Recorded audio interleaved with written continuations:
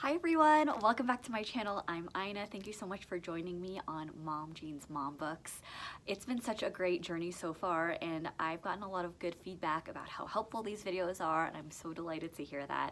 Again, subscribe, hit the like button because I will continue to crank out content that I think you'll find interesting, engaging, helpful, or hopefully just funny. So this video is entitled 3 Unexpected Places I Bring a Book. 3 unexpected places that I read. So I know that we've discussed already in previous videos that there are ways that I implement reading in my everyday life, and maybe you are an adult who you want to include reading in your regular routine, but you have no idea how to start. So I'm going to tell you 3 places I read that might seem odd, they might seem strange. People probably look at me really oddly, weirdly, whatever word you want to say. But I have found them to be places that I get quite a bit of reading done, and I'm so glad when I have brought a book to these places. So the first place that I bring my book is in my purse with me when I'm at the grocery store. I know that sounds bizarre. I know that the last thing you're thinking about when you're going grocery shopping is reading. However, sometimes I'm standing in a really long line at my grocery store, especially where I live. I live where there are a lot of tourists. It's also a small town. So sometimes I really just want to be a person and not run into, my own person. I don't really want to run into people or have small chat all the time.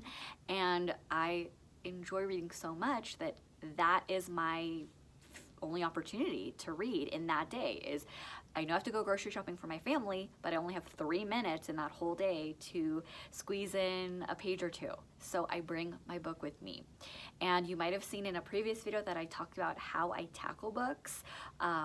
It helps when I have in the past selected books that have shorter chapters, because then I don't feel like I have to keep going back to remember what was it that I read again, because you might be in the line for 3 minutes or 10 minutes, who knows. So the grocery store is a place that I have brought my book. Just make sure, of course, you don't crash into anyone. You're looking around you.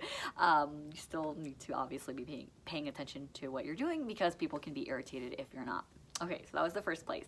The second place, I know you don't visit it often, but you will think of this the next time you do have to cross this off your list. It's inevitable. But when I go to the DMV for any reason, I think I'm the only person in the world that I know loves the DMV, because it's an excuse for me to sit there. I'm gonna sit there no matter what. Even if I have an appointment, I will be sitting there for a few minutes. And I usually don't bring my kids with me because you have this much space, so it's not fun for them and it's not fun for you. So my husband and I coordinate where he's watching them while I take care of whatever I need to at the DMV. I know not all of you have that as a possibility, but if you do, that's where reading comes in.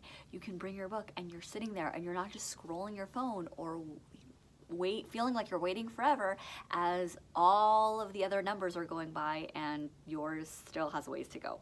So bring a book to the DMV. I promise you will not regret it. The last place I love to bring a book that is probably unexpected is to the hairdresser. I know, when you go to get your hair done, ladies, I'm talking to you who are getting your hair done, and maybe this is not relevant to everyone. Again, this is just what works for me. But when I'm sitting under the dryer, I really don't want to listen to gossip sometimes from the lady next to me. It's none of my business. I don't always feel like reading the People magazine or whatever sensationalist magazines are there available. I don't feel like scrolling on my phone. That is when I bring my book, when I go to get my hair done. And I don't get it done often, so it's a little treat for me, and I squeeze it in there. So again, number 1, grocery store. I know, super weird. Number 2, at the DMV. And number 3, when I get my hair done, so at the hair salon. I had another thing that I had thought of, but I'm blanking on it now, so I'll have to include it in another video. But as you can see, the trend with that is there are places where I may or may not be sitting or standing idly for a long time, and I already have a game plan, and every time I leave one of those places and I know that I've squeezed in a tiny bit of reading, I feel successful. I feel healthier. I feel like I wasn't just, checking on what someone's doing on Instagram that maybe I don't even care that much about, and I was just bored or had nothing better to do.